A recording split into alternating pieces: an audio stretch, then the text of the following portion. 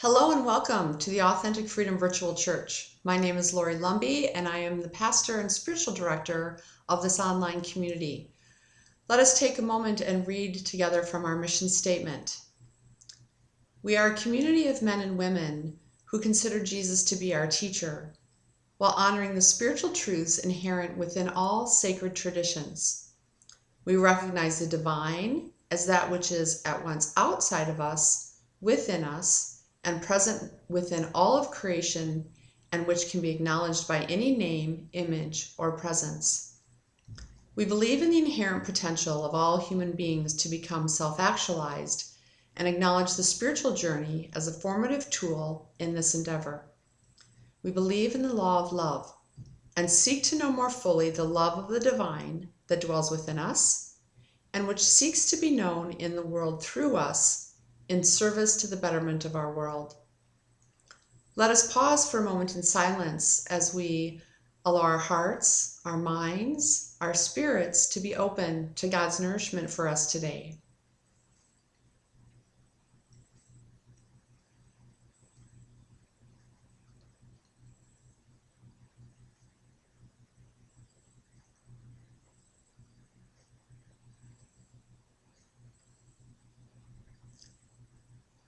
Te te malkutach,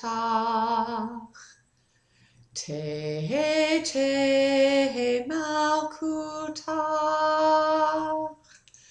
te te malkutach, te te malkutach.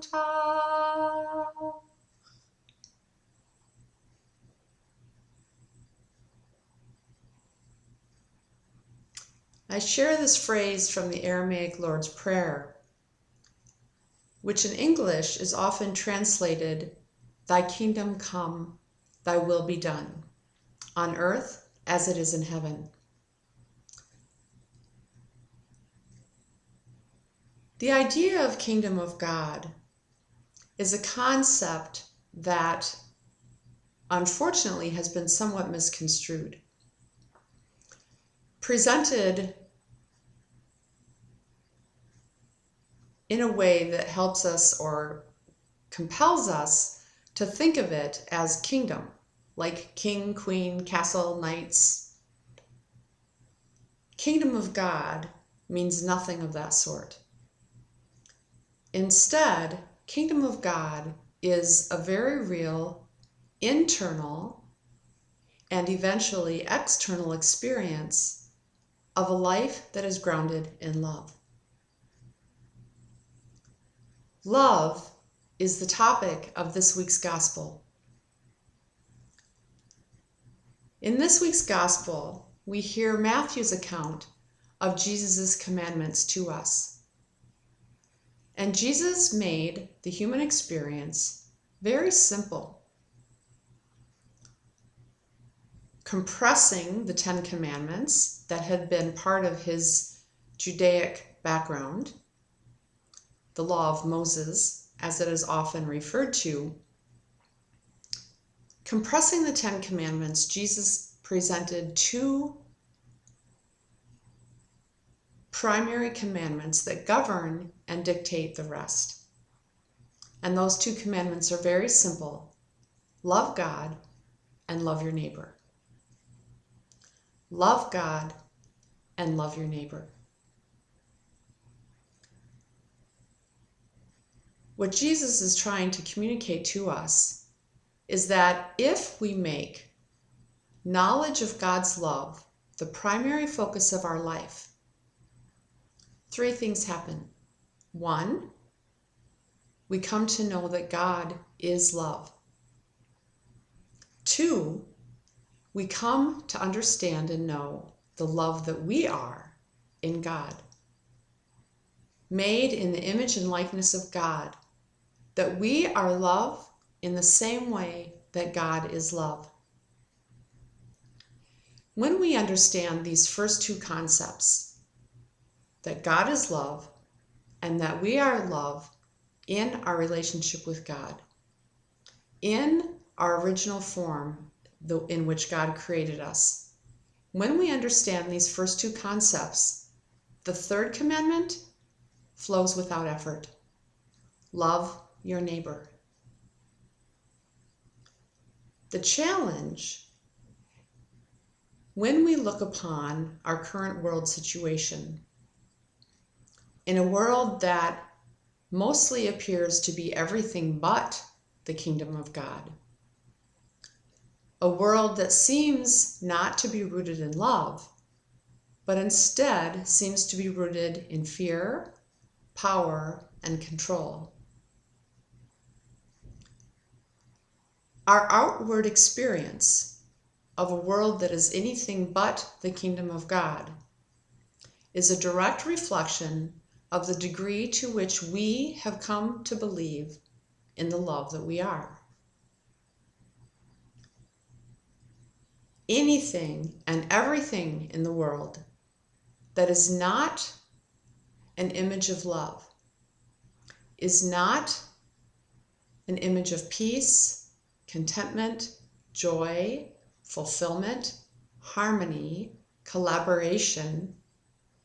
Anything in the world that is not one of those things is because we have forgotten that we are love. So let's bring that into our deeply intimate and personal experience.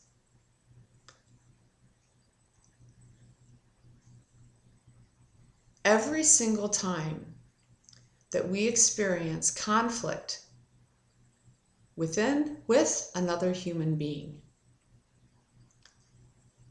every single time we experience conflict with another human being, it is because there is a part of us that has forgotten that we are love.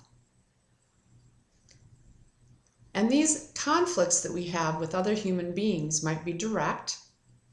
Our spouse, our children, our siblings, our parents, our friends, our co-workers, our employers, and these points of conflict might be indirect, as in places where we feel conflict because of something that somebody outside of us is doing.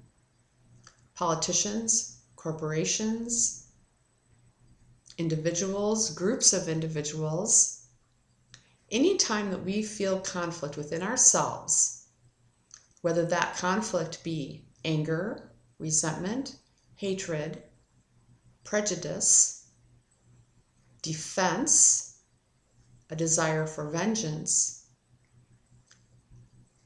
anytime we experience conflict in the presence, directly or indirectly, of another human being, it is because there is a part of us that has forgotten that we are love. Let's bring it one step further, or one step closer. Every single time we experience conflict within ourselves, when we experience judgment, self-loathing, self-deprecation, doubt, fear, anxiety, worry, restlessness, impatience, frustration, anger, rage, resentment. Anytime we feel any of those things within ourselves, it is because there is a part of us that has forgotten that we are love. Every single time we say yes when we really want to say no.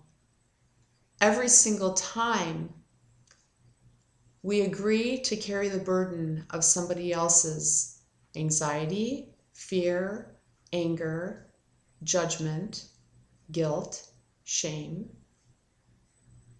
Anytime we experience our own shame, our own guilt, it is because there is a part of us that has forgotten that we are love.